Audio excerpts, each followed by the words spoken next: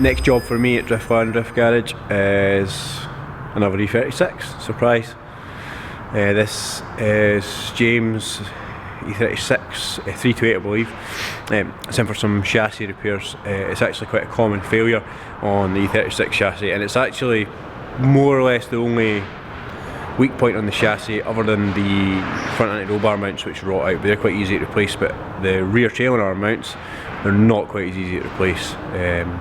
So I'll let you have a look and see the damage. So like I said, this is actually quite a common failure on the E36. So as you can see, this bracket here should be bolted in there. You can see it's tore the mounting points out. The mounting points are actually still attached to the bracket. These guys here should be part of the chassis. So we're going to drop the rear subframe down, drop the fuel tank, exhaust, prop, all that stuff. Have a look at trailing arm mounts, start rebuilding them. Stu's attempts to get fitment game. That's better.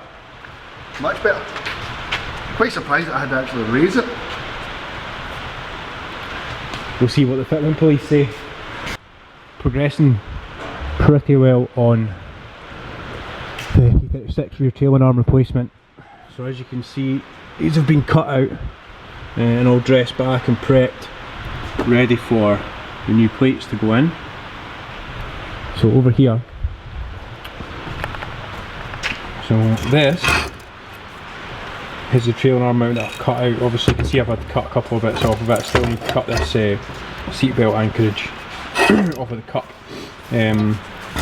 So the plan is to recreate one of these and just show you this one. So this is actually one that Stu cut out of another car because his pink E36 with the S14 supercharged in it has been pulling the rear trailing arm mounts out for a wee while now. It's first world problems when you've got 600 horsepower.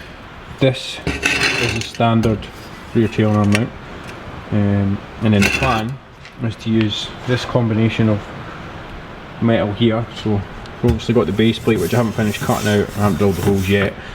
So this will be the base section, this bit here, and then using this bit of tube and these two bits, we will make this cup and a couple of bits of flat bar here, and then also we have these inserts which I've actually had to cut out of the standard mount on the car. So you can see them in there. This isn't standard, obviously. Stu's welded in a little brace here just to try and stop this moving and failing again.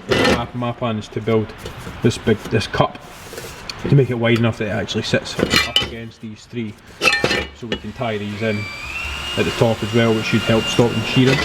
I'm also using thicker material than the standard mount. So the standard mount's mostly made from 2mm steel, so we're going to use 3mm for these bits, and then we've got 2mm for the cup there. So yeah, hopefully we can combine all this stuff and make a version of that.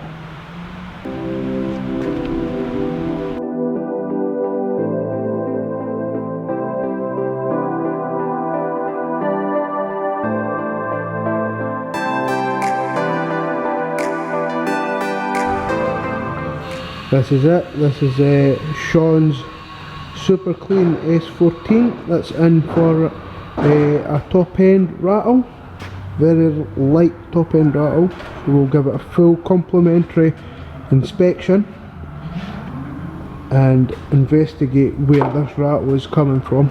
So once we get that, we'll report back to the customer, let them know what needs to be done in order to rectify the issue. A few moments later. Hi, so I found the problem with Sean's car. It turned out that the exhaust manifold is blown.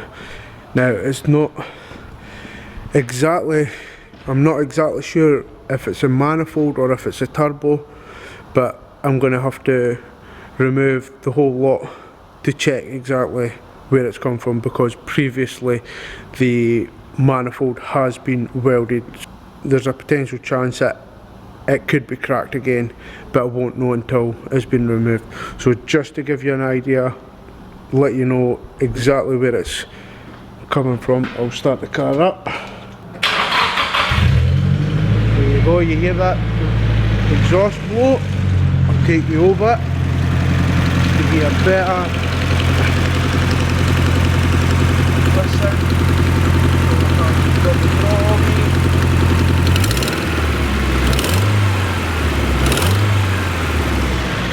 So that is a typical SR exhaust blow. They're coming for it, so yeah, we'll let the customer know and then hopefully take it apart and fix it for him. Mint. Meanwhile, My interpretation of an E36 rear tail arm mounting pocket, I don't know what you would call it. So as you can see, pretty similar in shape. Like I explained before, made from thicker material and considerably heavier as a result. You can at the moment still buy this part from BMW, but it comes with a whole chassis leg and it is quite expensive, and there's not many left, and I believe they're not doing any more, so we thought we would make one. A lot of welding, a lot of measuring and a lot of fab, but it brings another E36 back to glory. So I'm going to try and get that fitted. So we've got the first of the rear tailing arm mounts welded in place, which I'll show you shortly.